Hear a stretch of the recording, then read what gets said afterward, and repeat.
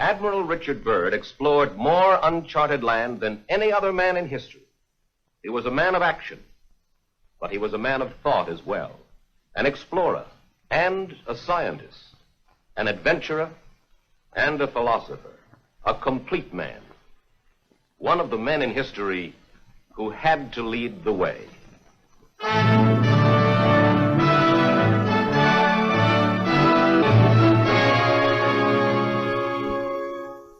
On this expedition, we hope to fly across the South Pole into the mysterious land beyond to see what is there.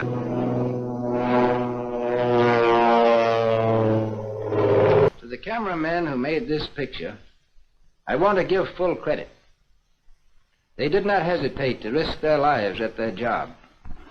Now, the North Pole is the center of a deep ocean, whereas the South Pole is the center of a high plateau which averages 7,000 or 8,000 feet in altitude. There is no life whatever beyond the edge of the world. There are no Eskimo. It is too cold for human beings to live there permanently. When we left on this expedition, we were, to put it very mildly, extremely anxious to find out if it existed. Would we be able to find it? And that was the great question. We left on this expedition from the Navy Yard at Boston. Here is our supply ship, the Rupert, just a big unprotected iron ship of 8,000 tons. And here is our icebreaker, the Bear, which we took as a protection for the personnel of the Rupert, and also to use exploring in dangerous ice areas. We took with us this time 150 Eskimo dogs and more than 14,000 different kinds of items for 2 years away from civilization, where there were no supply depots around the corner. Day followed day, week followed week, as we penetrated the great Pacific. We headed straight south, and here we have an ordinary unprotected iron ship, sailing in seas no ship had ever been in before since the world began. It wasn't that we were any better than our predecessors. We simply had a more open ice here. We bucked the ice till we were finally stopped by an impossible pack. Impossible, at least, for the Rupert. But we wanted to see what was beyond the horizon. That's what we came for. And for that purpose, we had another string to our bow, aviation. We retreated a few miles and managed to find an open lake in the ice field.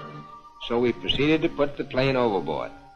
We had to execute this maneuver as rapidly as possible, because we knew that under the influence of the wind and the tide, the fields would soon close in around the ship again. In fact, the ice is already beginning to close in. Our plan was to go south with our steamer until we were stopped by ice, and to take up the attack on the unknown with aviation. And now at last we're going to find out what was in the southern part of this mysterious part of the world. For after battling the bad weather, here we are 240 miles within it.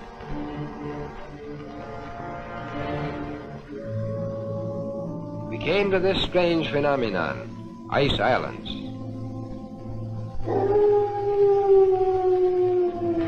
This was a strange and weird sea. Steaming through these ice islands was an eerie sensation. Here was the twilight of the gods, and we were curious to know what these somber giants were guarding.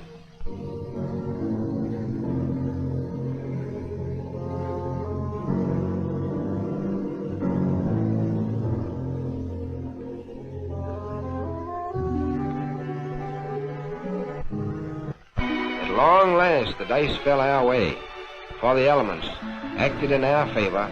The wind and the tide, which had closed the ice in around us, finally opened the pack so that we could break our way into more open sea. We had added nearly 500,000 square miles to the Pacific Ocean. And here is our journey's end. At length we sighted that great natural phenomenon, the ice barrier.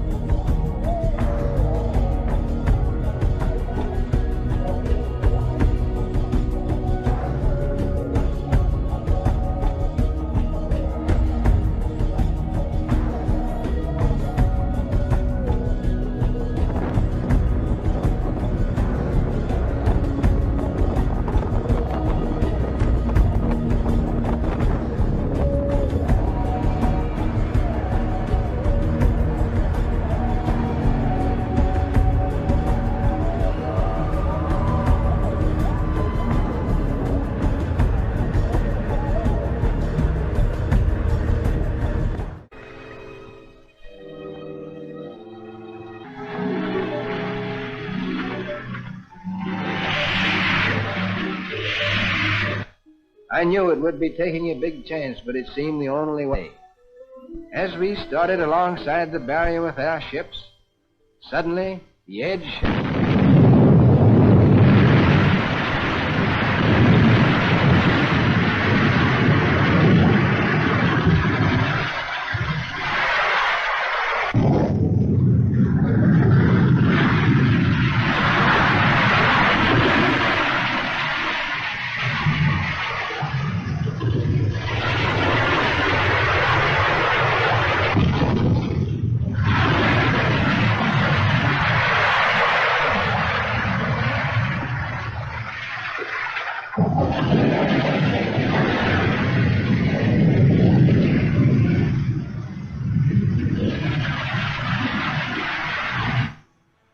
Enough of ice falling to sink a fleet of ships. It seemed like a warning from Providence not to go alongside the barrier. We therefore had to unload from the bay ice. We had to put our tractors overboard with the engines running to safeguard the lives of the drivers as the ice was constantly breaking off. We had to get the tractors quickly away from the edge of the crumbling ice. We came within an ace of losing overboard our principal plane of exploration, the William Hawley. It was a critical moment. At times, as the ice broke, then all supplies would fall into the water. We kept a man on watch with a life preserver on line as a safeguard for the men working on the edge of the ice. We were working against time to finish unloading before the fall freeze-up, when the ships would have to return to civilization. You can see what a tough job we had to transport 400 tons of material through this area. The bay ice was constantly shifting and cracking, and pressure ridges were being formed as we worked by the irresistible force of the slowly moving ice cap. I have never seen men work so hard. With 24 hours of daylight, they could and often did work the clock around without stopping. We call this period the White Nightmare, and a nightmare it was. The hardest work of all was this man-hauling of sleds, which we had to do in order to get unloaded in time. Eskimo Huskies, still the backbone of polar exploration. They can go where no tractor could ever go. You can't do without them. The Rupert must go back to civilization because the bay would soon freeze and she couldn't stand the ice. Now, the only person out of 150 men to get sick and who would have to go back on the Rupert was the doctor. At very great risk, I had to dispatch the bear northward to get another doctor, for I pledged myself not to risk men for a year on the ice without medical care. There would be anxiety over the bear. Suddenly, without warning, a storm hit us before we could get all of our food and other vital supplies stored away. And all hands had to work frantically throughout the storm to prevent the loss of food boxes under deep snowdrifts. The storm lasted for many hours.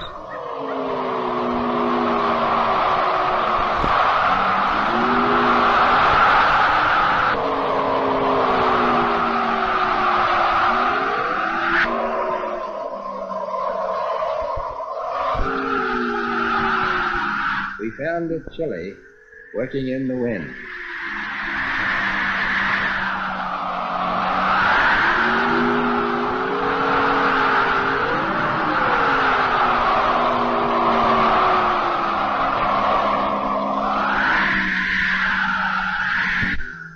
And when it was over, there was a bit of digging to do.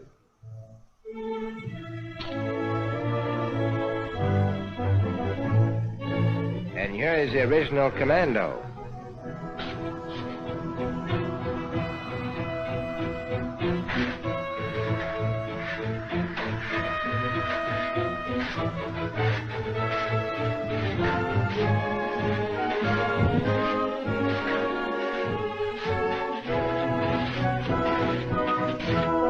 The honor of leading this expedition belongs to Admiral Richard Byrd. It is a gratifying experience for this 58-year-old explorer, who in the past had to raise his own funds for exploration. and who now has the resources of the United States Navy at his command. In 1955, 2 years before his death, Admiral Richard Byrd departs on his 5th and last expedition. But it's not simply an unknown continent or a distant ocean that lures adventurers like Richard Byrd. As he put it, here is a door ajar through which one may escape from the noise and chaos of civilization into the solace and harmony of the cosmos, and for a moment be part of it.